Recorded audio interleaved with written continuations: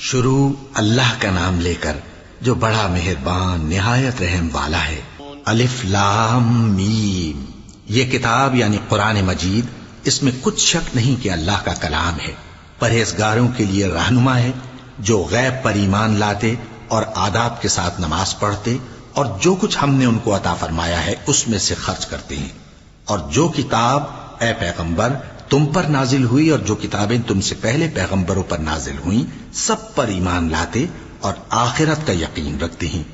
یہی لوگ اپنے پروردگار کی طرف سے آئی ہوئی ہدایت پر ہیں اور یہی لوگ کامیاب ہیں۔ جو لوگ کافر ہیں انہیں تم نصیحت کرو یا نہ کرو ان کے لیے برابر ہے، وہ ایمان نہیں لانے کے۔ اللہ نے ان کے دلوں اور کانوں پر مہر لگا رکھی ہے اور ان کی آنکھوں پر پردہ پڑا ہوا ہے اور ان کے لیے بڑا عذاب تیار ہے۔ اور بعض لوگ ایسے ہیں جو کہتے ہیں کہ ہم اللہ پر اور روز آخر پر ایمان رکھتے ہیں، حالانکہ وہ ایمان نہیں رکھتے۔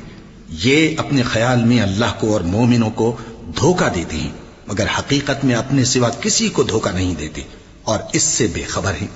ان کے دلوں میں کفر کا مرض تھا، اللہ نے ان کا مرض اور زیادہ کر دیا اور ان کے جھوٹ بولنے کے سبب ان کو دکھ دینے والا عذاب ہوگا۔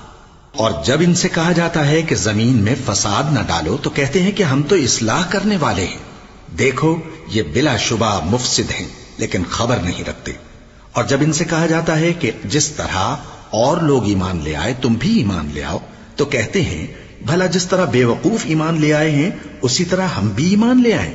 سن لو کہ یہی بے وقوف ہیں لیکن نہیں جانتے۔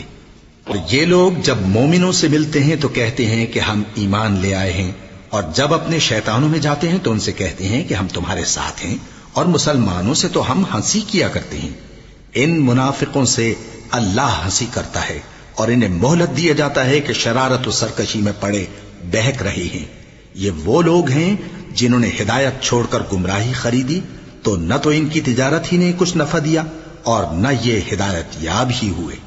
ان کی مثال اس شخص کی سی ہے جس نے شب تاریک میں آگ جلائی، جب آگ نے اس کے ارد گرد کی چیزیں روشن کی تو اللہ نے ان لوگوں کی روشنی زائل کر دی اور ان کو اندھیروں میں چھوڑ دیا کہ کچھ نہیں دیکھتے۔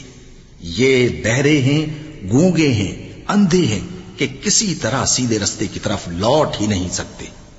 یا ان کی مثال میں کسی ہے کہ آسمان سے برس رہا ہو اور اس میں اندھیرے پر اندھیرا چھا رہا ہو اور بادل گرج رہا ہو اور بجلی کوند رہی ہو، تو یہ کڑک سے ڈر کر موت کے خوف سے کانوں میں انگلیاں دے لے۔